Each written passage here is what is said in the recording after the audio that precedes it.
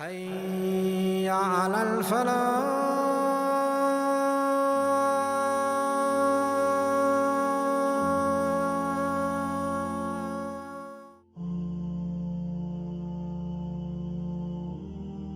I bear witness.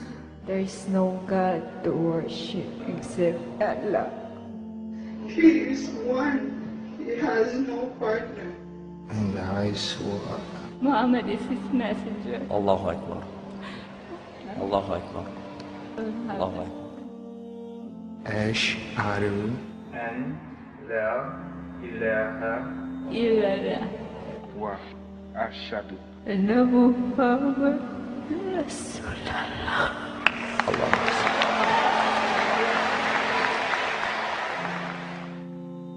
You will be quitting showbiz. Yes, actually, I have quit.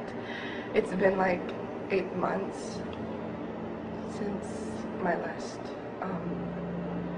appearance on TV.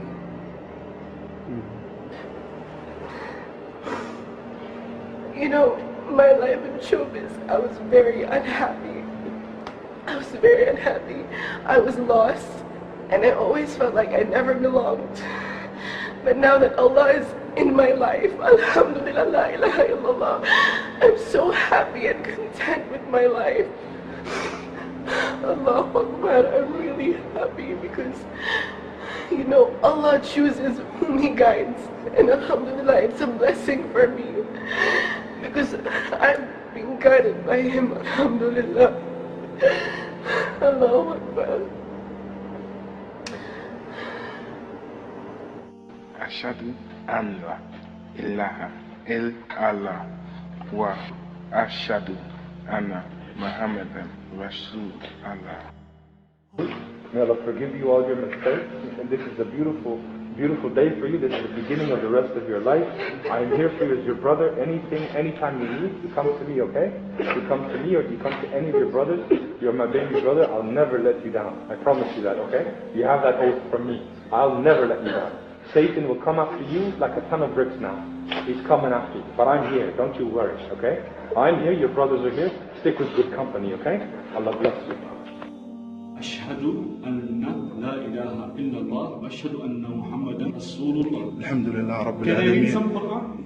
أعوذ بالله من الشيطان الرجيم. بسم الله الرحمن الرحيم. لا إله إلا الله محمد رسول الله.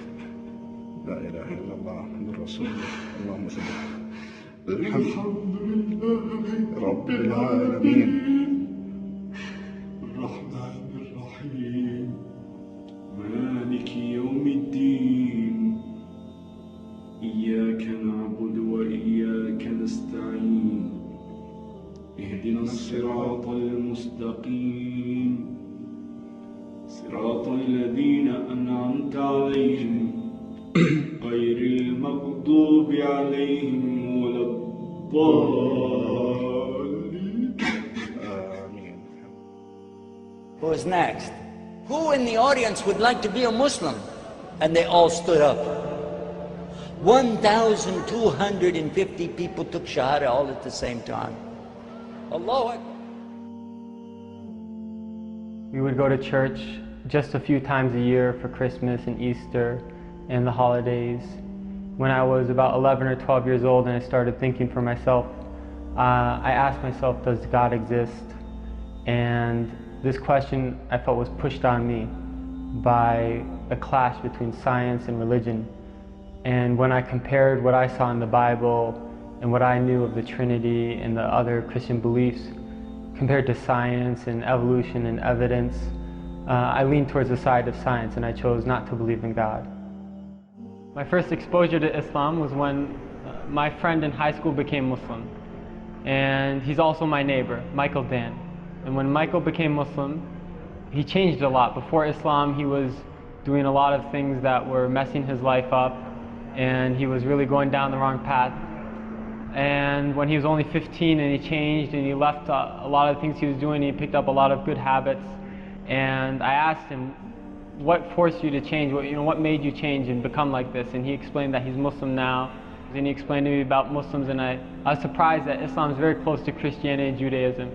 And it made a lot of sense to me that there's one God and there's prophets and messengers, but none of the prophets have divinity. Rather, they're just sent by God and they're humans like us. And I didn't really want to become Muslim at that time, but it just made sense to me logically. After a while, I read a book called The Autobiography of Malcolm X. And in that book, I really appreciated the image that Malcolm X presented of Muslims, and I wanted to become Muslim after that. Because I saw in Islam a solution to racism and a lot of other problems in America. But I didn't believe in God. However, I read a passage where Malcolm X said, if you take one step towards God, he takes two towards you. So I left eating pork and I left some of the things that are prohibited in Islam with the intention that God guide me. And I learned more and more about Islam, and I was surprised that the more I asked questions, the more answers I found, and the answers always made sense to me. And I read about the miracles of the Quran, scientific miracles of the Quran. And they're many. I'd like to add that Islam is the most beautiful thing in my life and the source of all goodness. It's a message that every soul finds tranquility with, and a sense of purpose, fulfillment, and true happiness.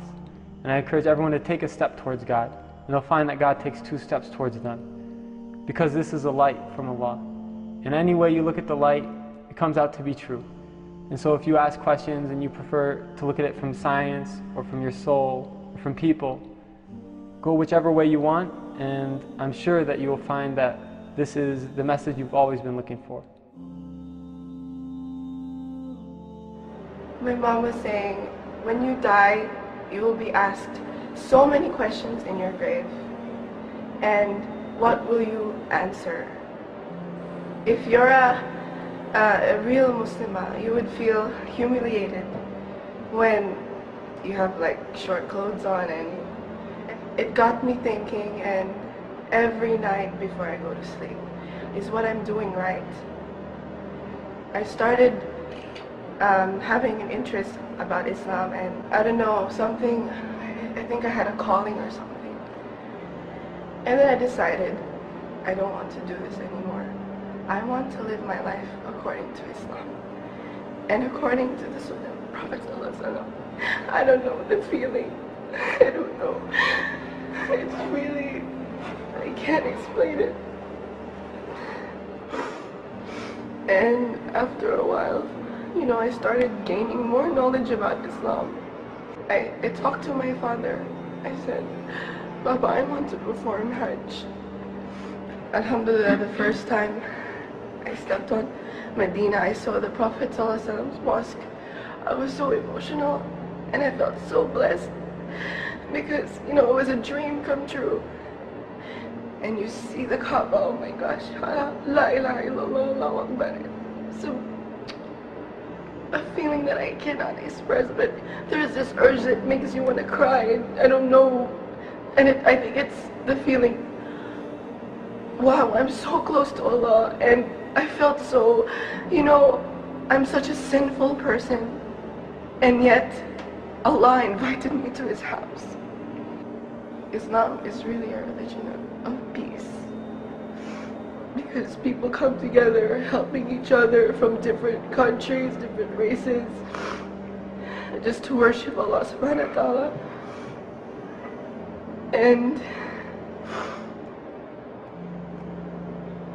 I'm just so happy to be a Muslim. Alhamdulillah.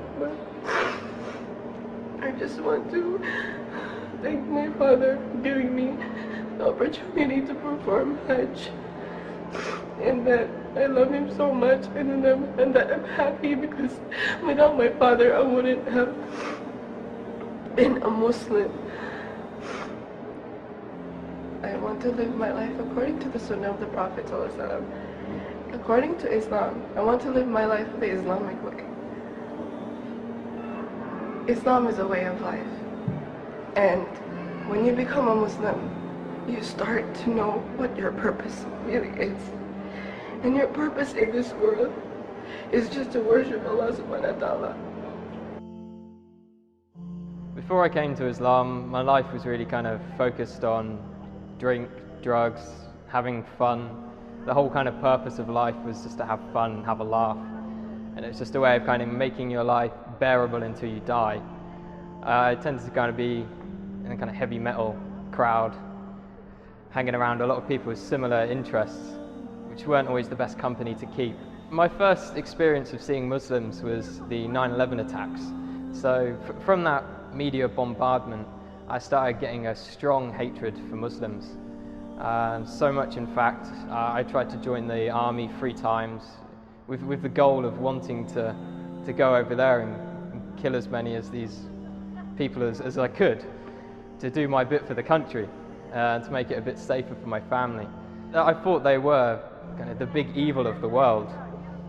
I started hearing a bit more about Islam. It was the last time I was applying for the army. I came across this radio station. It was at a time when I was listening to conspiracy theory radio and things like this. And it was a radio station from the American government called Terror Talk. And it was talking about the life of the Prophet ﷺ. It just didn't sound right to me that people would follow him from all these evil things they were saying about him. So I started to question what Muslims believed at that time. I was on a spiritual search anyway, and one of my friends turned to me and said, before you decide on this paganism thing, have a look around a bit more. So I came across kind of Muslims on the internet. I think one of the first people I saw on the internet was Baba Ali. He broke the stereotype of Muslims for me, and then I eventually picked up the Quran from my college. But as soon as I started reading the book, it hit me immediately, and I couldn't stop reading it. It sank deep into my heart. The first day I went to the mosque, I spent all day there reading, and my mum called me in the evening and asked me where had I been all day, and I said I was at a mosque. She's like, what? No, you can't be at a mosque, you're a Christian. Christians don't go to mosques. And she was very, very shocked and thought I was going down a bad path. That was my mum's original reaction. After a while, she started to accept it. She'd done a lot of crying. I'm not too sure why she was crying. I think she felt I was rejecting everything she'd taught me. A lot of people say when they find Islam, it's as if they've come home. And that's just the feeling I get. It's as if me in the past wasn't me at all. I was being controlled by something else. Don't be afraid of what your family think. And at the end of the day, Islam is for you, it's for you. You can just hope the best for your parents will come afterwards. My name is Michael Storms. That's my name before I became Muslim, and I'm 27 years old. My name after I became Muslim is Muhammad Islam. My childhood was very difficult. I came from a very violent background. Crime and violence, drugs, things like this.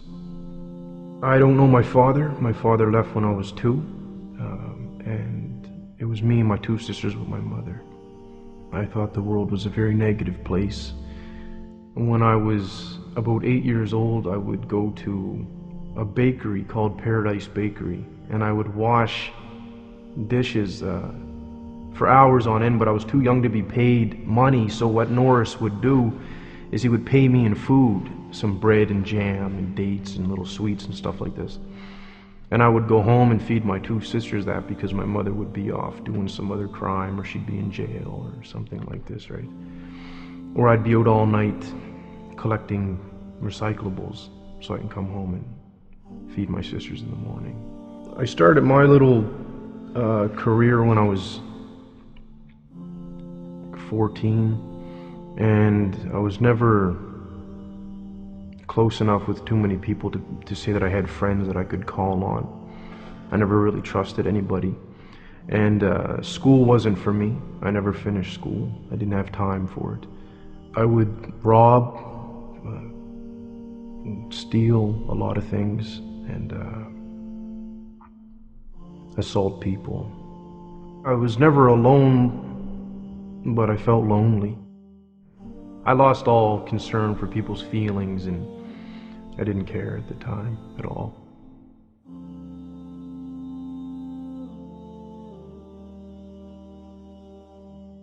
I was in my cell. It was towards the end of my sentence. I was just about to get out. I wanted to do something else. I didn't want to continue being bad, you could say. And so the way that I started to ask questions when I was by myself was along the lines of, I don't know if there's a God or if you exist, or I could be talking to myself for all I know. I don't know why I'm alive. Things like this. But if there's a reason why I'm alive, can you show me why I'm alive? And then I would just talk and say, for example, I stressed the point that I needed it to be shown to me because I didn't trust anybody, let alone somebody telling me about God, right? I had a brother named Ahmed talk to me about Islam initially, but again, he told me so I didn't believe him. And he would mention things like heaven and hell, and I didn't believe what he was saying until I had a dream of both the places. And even then I was being resistant. I was like, maybe that was a fluke and this and that, right? I had a dream of the Prophet Muhammad, peace be upon him. So things happened to me when I was awake and when I was asleep, and a lot of it happened to me in a very small amount of time. As soon as Ahmed started talking to me about Islam, I didn't believe him. Allah already knew that I wouldn't believe him. And then I recalled what I asked for when I was in jail, for things that happened to me, so I can't deny it, right? It was very, very difficult doing what somebody else wanted you to do, even God. You know, I struggle with it even today. It was very, very, very difficult. And I went to the masjid and I sat down, and I was on my knees and just sitting back like people do when they're finished for the prayer. And I just started crying. I was crying and crying and crying and crying and crying and drooling. I couldn't control myself, right? It was like 20 years of betrayal and stress and violence and anger and all these things built up, and then it's like Allah allowed me to just get rid of it all. And I cried for a very, very, very, very, very long time, right? And I mean, I couldn't move, right? I was just crying.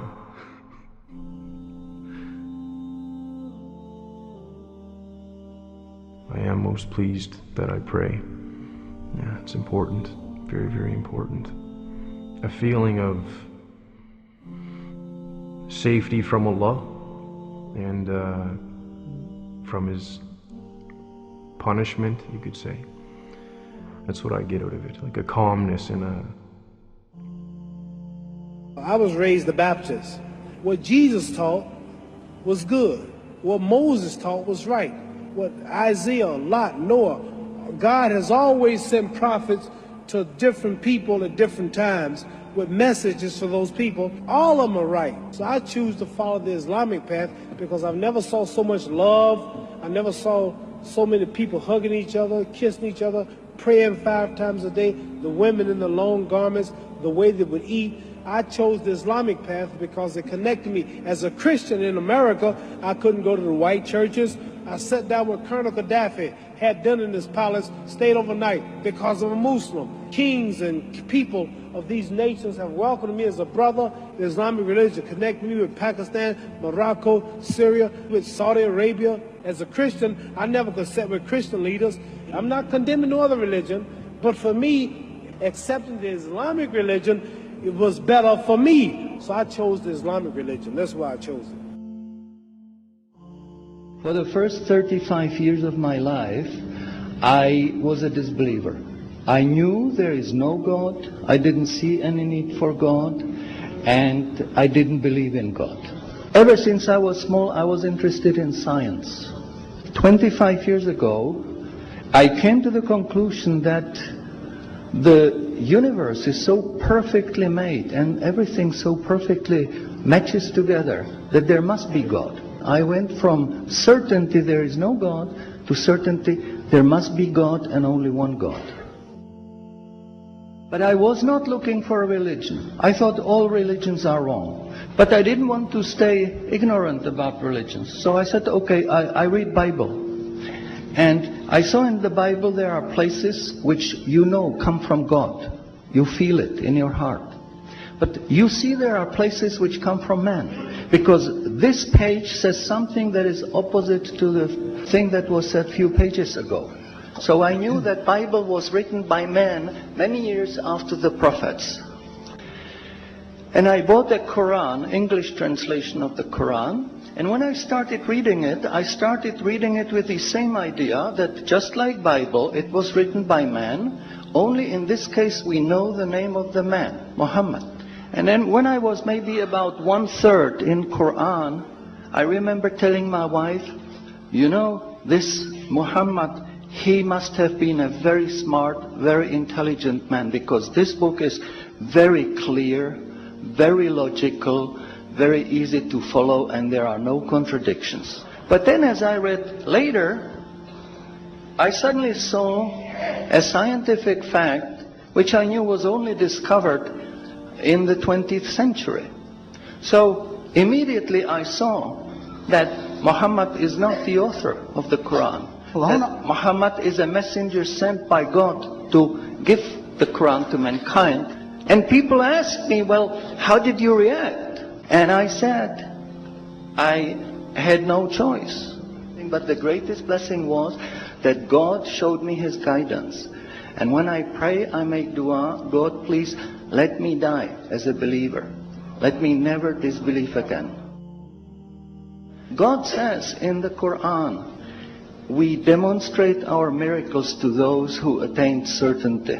You know, this is the truth, because this book is from God and He doesn't make any mistakes.